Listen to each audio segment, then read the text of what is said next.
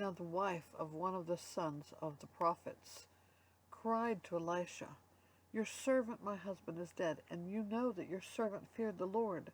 But the creditor has come to take my 2 children to be his slaves."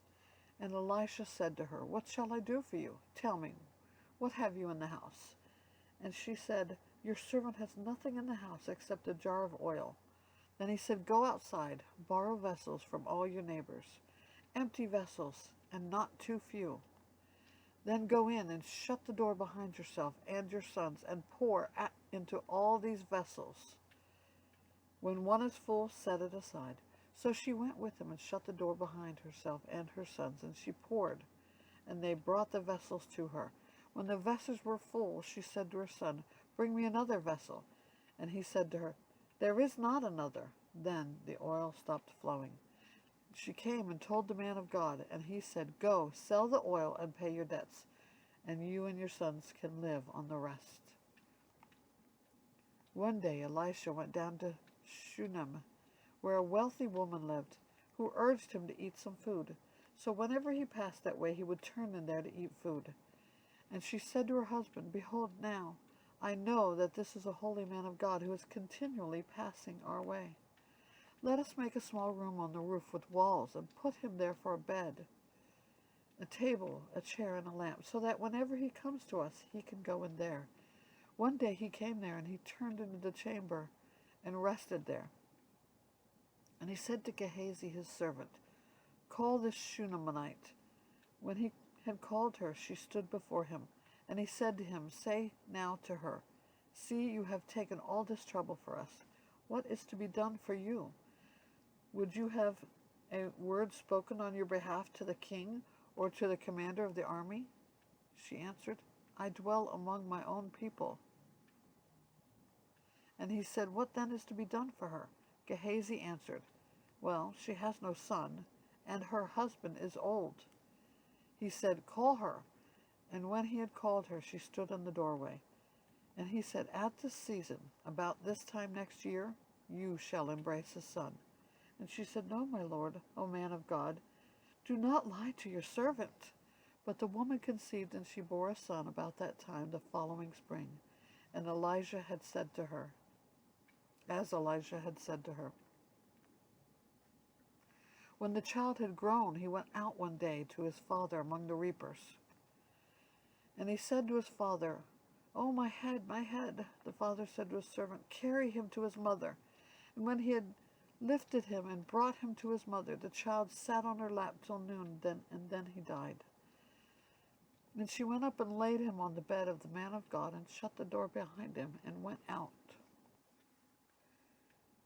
Then she called up to her husband and said, "Send me one of the servants and one of the donkeys, that I may quickly go to the man of God and come back again." And he said, "Why will you go to him today? Is it neither new moon? It is neither new moon or Sabbath." She said, "All is well." Then she saddled the donkey, and she said to her servant, "Urge the animal on. Do not slacken the pace for me, unless I tell you." And so she set out and came to the man of God at Mount Carmel. When the man of God saw her coming, he said to Gehazi his servant, "Look, there's the Shunammite. Run at once to meet her and say to her, 'Is all well with you? Is all well with your husband? Is all well with the child?'" And she answered, "All is well." And when she came to the mountain to the man of God, she caught hold of his feet. And Gehazi came to push her away, but the man of God said, "Leave her alone, for she is in bitter distress, and the Lord has hidden it from me and has not told me." Then she said, "Did I ask my Lord for a son? Did I not say, 'Do not deceive me'?" And he said to Gehazi, "Tie up your garment and take my staff in your hand and go. If you meet anyone, do not greet him, and if anyone greets you, do not reply, and lay my staff on the face of the child." Then the mother of the child said, "As the Lord lives, and as you yourself live, I will not leave you." So he arose and followed her. Gehazi went on ahead and laid the staff on the face of the child, but there was no sound or sign of life. Therefore he returned to meet him and told him the child was not awakened. When Elisha came into the house, he saw the child lying dead on his bed. So he went in and shut the door behind the two of them and prayed to the Lord. And he went up and lay on the child, putting his mouth on his mouth, and his eyes on his eyes, and his hands on his hands. And he stretched himself upon him. The flesh of the child became warm. Then he got up again and walked once back and forth in the house. And he went up and stretched himself on it. The child sneezed 7 times, and the child opened his eyes. Then he summoned Gehazi and said, "Call the Shunammite." And he called her. And when she came to him, he said, "Pick up your son." And she came and fell at his feet, bowing to the ground. Then she picked up her son and went out. And Elijah came again to Gilgal when there was a famine in the land, and the sons of the prophets were sitting before him. He said to his servants, Set on the large pot and boil stew for the sons of the prophets."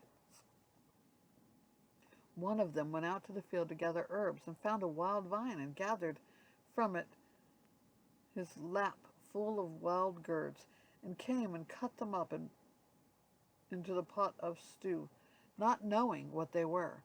And they poured out some for the men to eat. But while they were eating of the stew, they cried out, "O man of God, there is death in the pot." And they could not eat it. He said, "Then bring flour." And he threw it in the pot and said, "Pour out some for the men, that they may eat." And there was no harm in the pot.